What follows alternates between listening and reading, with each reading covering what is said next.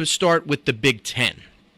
Obviously, football season is upon us, and a few episodes ago on my show here, I spoke at length of the possibility of super conferences in the NCAA, that being the SEC and the Big Ten.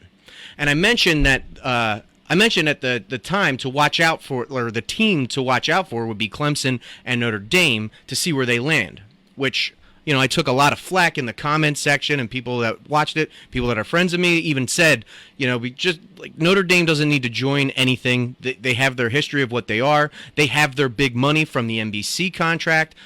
So anyway, my point is, why am I reliving this?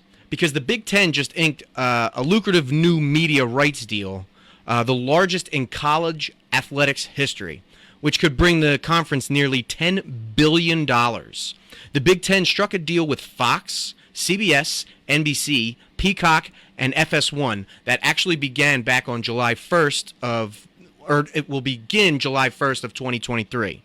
The 7-year contract will bring in somewhere between 7 to 8 billion. However, according to the reports that I was reading, the Big Ten says it's not done adding schools, so therefore the contract could actually go up to 10 billion or in the $10 billion neighborhood. So obviously this jaw-dropping deal is notable not just for the amount, but also the networks that it will exclude, such as ESPN. I forgot to start my timer. But ESPN won't be broadcasting the Big Ten football and basketball for the first time in 40 years. ABC and ESPN will host the top SEC football games beginning in 2024.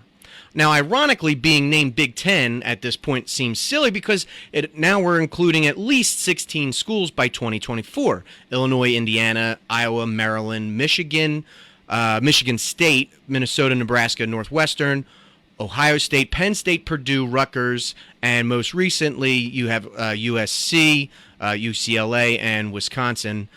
And then that Saturday format under the new deal will be basically like a triple header on 3 different networks. So you would end up with like the Fox kickoff at noon, CBS at 3:30, and then NBC with the primetime special. The conference championship games will be split among Fox between 2023 all the way through 2029. CBS will take 24 and 28, and NBC has it in 2026. Again, according to this report, the league, which is also making a run at Notre Dame, which is, like I said, that's going to be the team to watch out for to see where they go, what they do, what happens, would likely be able to poach more from the Pac-12 schools to ease travel concerns or issues for USC and UCLA.